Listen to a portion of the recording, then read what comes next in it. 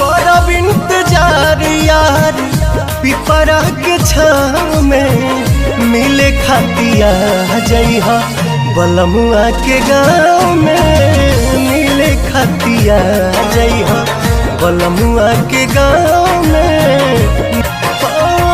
करब इंतजार यार पिपरा के छाँव में मिले खातिया जइहा बलमुआ के गाँव में मिले खातिया जइहा बलमुआ के गाँव में।